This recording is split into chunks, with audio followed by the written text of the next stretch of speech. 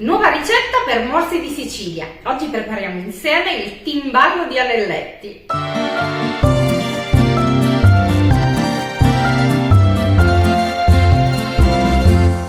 Per realizzarlo ci servirà del macinato di manzo, della passata di pomodoro e del concentrato di pomodoro, il necessario per fare il soffritto, quindi sedano, carota e cipolla, dei piselli, delle erbe aromatiche, nello specifico alloro, basilico, peperoncino e anche un chiodo di garofano.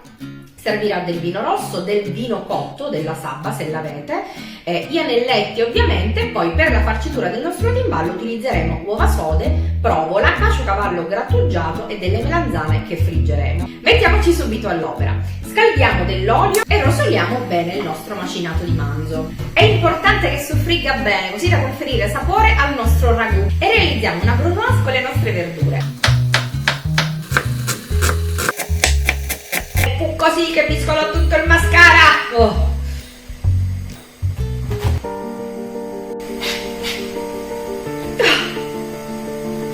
Sono una persona sensibile anche alla cipolla. Non ci dimentichiamo mai della nostra carne che sta già rosolando.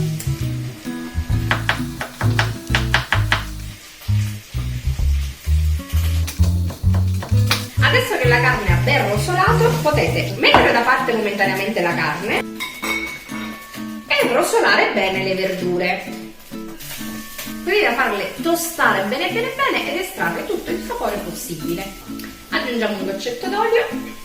Una volta imbiondite le verdure andiamo a reinserire la carne, amalgamiamo il tutto e sfumiamo con un buon bicchiere di vino rosso.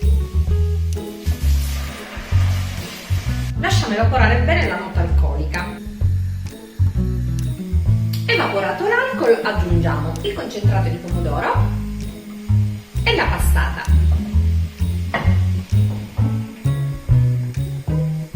A questo punto aggiungiamo il sale, la sabba, quindi il mosto cotto, che conferisce dolcezza e anche un aroma tutto tipico. Prima di abbandonare il ragù alla sua lunga cottura, ci vorranno circa 2 ore, aggiungo qualche foglia di alloro secco, un peperoncino e anche qualche foglia di basilico, un chiodino di garofano, come faceva mia suocera. Siamo a 3/4 di cottura, quindi aggiungiamo i nostri piselli. Mi raccomando, cuociamolo a fuoco dolce e senza fretta. Sono trascorse 2 ore, anche molto produttive, il ragù è pronto, eccolo qui.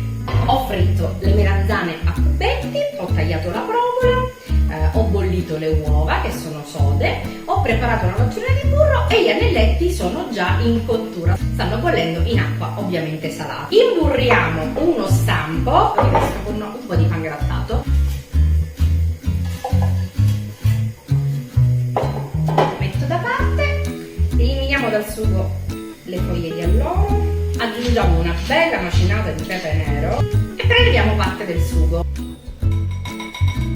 e vado a condire i nostri anelletti che sono già a 3/4 di cottura. Li lascio un po' al dente perché adesso in forno continueranno a cuocersi e li trasferisco nel ragù. Aggiungo il caciocavallo grattugiato, qualche cucchiaio di melanzana, strato di pasta, vado ad aggiungere la provola, il ragù e anche l'uovo e copriamo con l'altra pasta e inforniamo per una ventina di minuti. Ed eccolo pronto il mio timballo di anelletti. Che meraviglia, che profumino. Proviamo a sformarlo, vediamo che cosa combino.